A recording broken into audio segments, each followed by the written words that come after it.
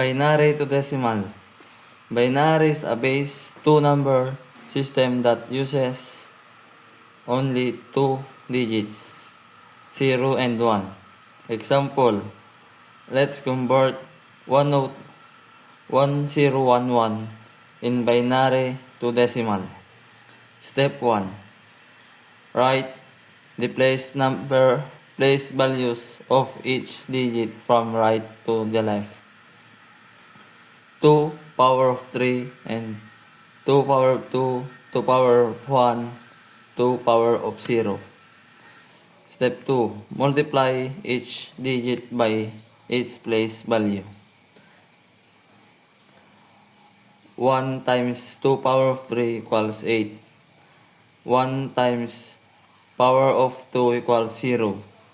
1 times 2 power of 2 power of 1 equals 2. 1 times 2 power of 0 equals 0.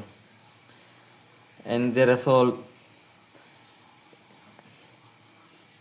step 3, add the results. 8 plus 0 plus 2 plus 1 equals 11.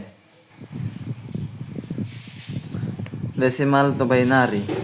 Decimal is a base 10-number system that uses digit from 0 to 9. Example, let's convert 25 in decimal to binary. Step 1. Divide the number by 2 repeatedly. Unit the equivalent is 0. Step 2. Write down the remainders. 25 divided by 2 equals 12R1. 12 divided by 2 equals 6R0. 6 divided by 2 equals 3R0. 3 divided by 2 equals R1 equals 1R1. 1 divided by 0 equals 0R1. Read the remainders from the bottom to top 101 11001. Explain.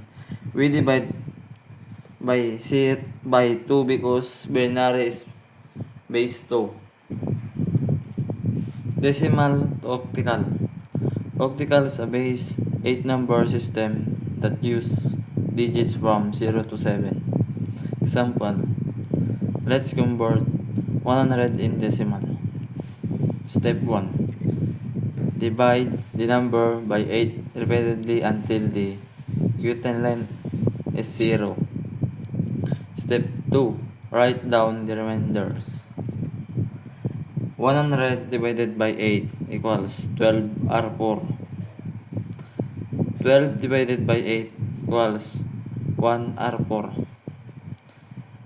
1 divided by 8 equals 0R1. Step 3. Read the remainders from bottom to top 144. Example, we divide by 8 because octal is a base 8.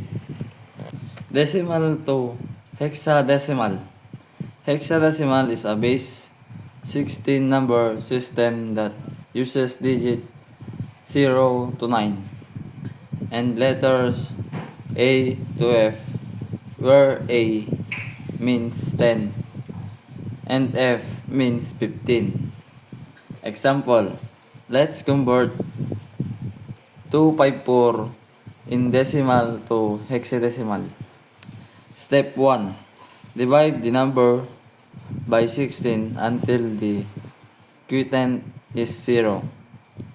Step 2. Write down the remainder. 254 divided by 16 equals 15. R14 and open parenthesis 14 equals E, close parenthesis. 15 divided by 16 equals 0 R15. 15 equals F. Step 3. Read the remainder from bottom to the top. FE. Example, Example, we divide by 16 because hexadecimal is base to 16. Hexadecimal to binary. Hexadecimal is base 16 and each hex digit equals 4 binary bits. Example, let's convert 2F in hexadecimal to binary. Step 1. Write each hex digit as 4-bit binary. 2 equals 0010.